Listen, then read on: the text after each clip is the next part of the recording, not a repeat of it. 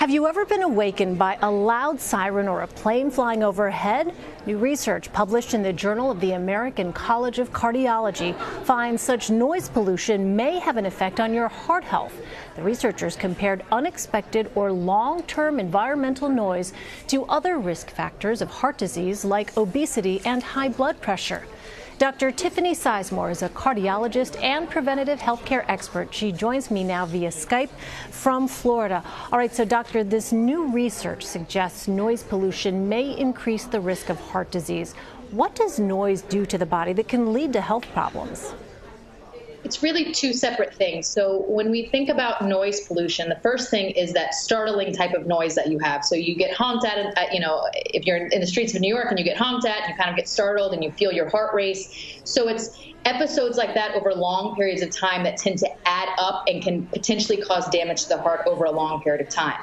And then on the flip side of that, it's the awakenings that can happen at night. So you're sleeping and you might not realize you're getting to be fully awake, but you're really getting out of those deep levels of sleep.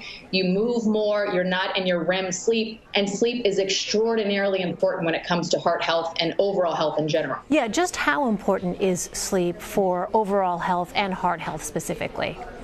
It's extraordinarily important. Sleep is necessary to humans. We need it to regulate all of our hormones. Our heart needs good sleep at night for oxygen consumption, which is why patients and people that have obstructive sleep apnea are at a much higher risk of having heart arrhythmias and heart attacks. So sleep is extraordinarily important, and it's really not gauged as it should be when people are seeing their doctors. Sleep is as important as having good cholesterol, as important as having good blood pressure. Well, people who are exposed to loud noises often live in large cities. Are there perhaps other factors in those particular environments, in addition to noise pollution, that can affect heart health? Potentially, but then when you look at the healthiest and the unhealthiest cities in America, there's quite a few of the healthiest cities in America, like San Francisco and Washington, D.C., who are very healthy. So I'm not sure if it's because people are counteracting the negative aspects with having a very healthy lifestyle. But I think when we're looking at this study and the noise pollution itself, where you might be in New York, I think that's where you are, versus me in Fort Lauderdale, there's not one noise outside my window right now.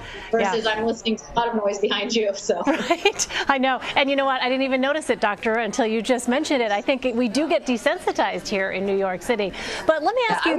I was there not that long ago, and I was startled every 5 seconds I turned around. And I'm the opposite. When I go to places like Washington, D.C., for instance, I'm startled at how quiet it is. But let me ask you, if someone is exposed to noise pollution over a long period of time, how might that impact them in the long term, even if the noises are not particularly loud?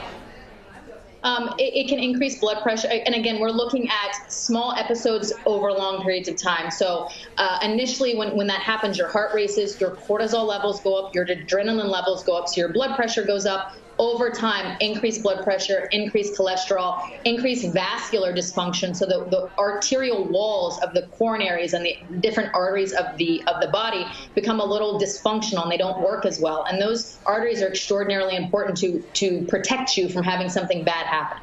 So can you just explain the difference here, how the body responds to certain sounds when they are unexpected versus when they are anticipated noises? Very easy analogy. It's like when you see the sirens behind you and you think you're going to get pulled over and your heart starts racing and your blood pressure goes up. It's very similar. Wow. When you're expecting the sound, if you're at a sports game, you're expecting the sound. You see the ball going down the court and you know it's going to happen. And your adrenaline might go up because you're excited, but it's a little different. It ramps up versus being completely normal, and then you get startled and your heart rate goes from 80 to 140 very quickly. And your heart doesn't like that. It likes to know what's going to happen to it.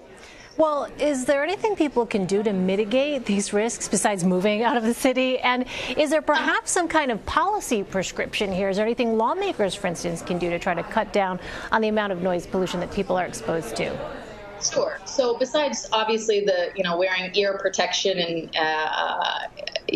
things that would make common sense, but in Europe, for instance, there's actually guidelines. So the World Health Organization actually came out with a very large study, and there's guidelines in Europe, and they try and keep their decibels down because really it's driven via sleep and the heart issues like we've been talking about. So in Europe, they try and keep below 40 decibels to have proper sleep, and below 55 decibels, out in the public to decrease risk of any adverse cardiac events. So when it comes to public noise, it really will depend on lawmakers, having some new regulations in regards to noise pollutions in our larger metro cities. All right, Dr. Tiffany Sizemore, thanks so much, doctor.